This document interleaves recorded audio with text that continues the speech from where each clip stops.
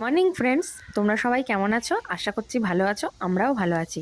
আমার নতুন একটা ভ্লগে তোমাদের অনেক স্বাগত জানাই। প্রথমেই বড়দের প্রণাম জানাচ্ছি এবং ছোটদের আমার অনেক অনেক ভালোবাসা জানাচ্ছি। আজকে ছিল শুক্রবার। তো আজকের ব্লগটা আমি সকাল থেকেই শুরু করলাম। সকালটা ফার্স্টে তোমাদের একটু দেখিয়ে দিলাম। এই দেখো মেঘলা মেঘলা করে আছে, বলছে তো খবরে বৃষ্টি হবে, তো ওই জন্য মেঘমেঘ করে আছে। তো একটু সকালটা দেখিয়ে দিলাম ফার্স্টে তোমাদের। তারপরে আমি চলে গেলাম আমার সকালের যা কাজ, রান্না বান্না করা। তো রান্না করতে চলে গেলাম। এই যে দেখো ফুলকপি আলু দিয়ে মাছ দিয়ে ঝোল করছিলাম, আর ওপাশে পালং শাক সেদ্ধ হচ্ছে। ভাতটা অলরেডি হয়ে গেছে, তো সেটা একটু তোমাদের সাথে শেয়ার করে দিলাম। ফুলকপি আলু দিয়ে মাছের ঝোল খেতে কিন্তু বেশ ভালোই লাগে। তোমাদের কার কার ভালো লাগে অবশ্যই কমেন্ট করে জানিও কিন্তু।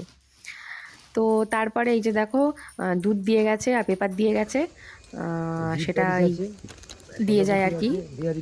সেটা তুলে রাখলাম ফ্রিজে। বিহারি তারপরে বিস্কুটটা কোনটা দেখি হবে। তারপরে হচ্ছে চা বসিয়ে দিলাম। চাটা করে টোরে নিয়ে, আর তোমাদের দাদাভাই হচ্ছে ডিউটি যাবে। কখনো খেয়ে যায় আবার কখনো নিয়ে যায়, তো আজকে খেয়েই গেল। এই পাউরুটি বাটার দিয়ে আর চা বিস্কুট খেয়ে চলে গেল।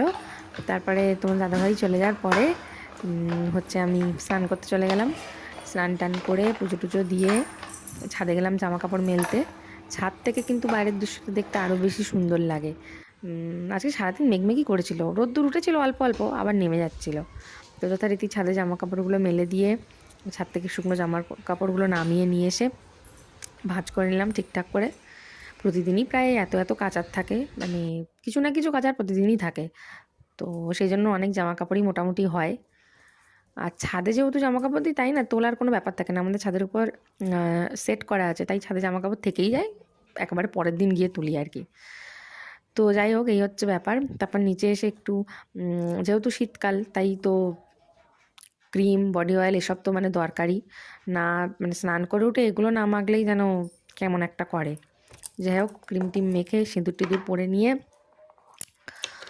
তারপরে হচ্ছে নিচে চলে গেলাম। তার আগে অবশ্য হচ্ছে নিচে গিয়ে এই পাউরুটি খাবো। তো পাউরুটি কাকু এসেছিলো, সেটাও হচ্ছে কি তোমাদের সাথে একটু শেয়ার করেছিলাম। আগে সেটা দেখানো হয়েছে, আমার তখন বলতে খেয়াল ছিল না।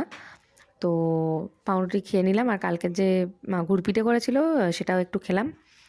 কেটে নিয়ে তারপর একটু পরীকে স্নান টান করিয়ে নিয়ে তারপরে ভাত খেয়ে নিলাম। আজকে তো বললামই তোমাদের, পালং শাক সেদ্ধ হয়েছিল আর ফুলকপি আলু দিয়ে মাছের ঝোল হয়েছিল, আর আচার ছিল। এরকম সিম্পলি আজকে রান্না হয়েছিল। তারপরে দুপুরবেলা একটা ঘুম দিলাম।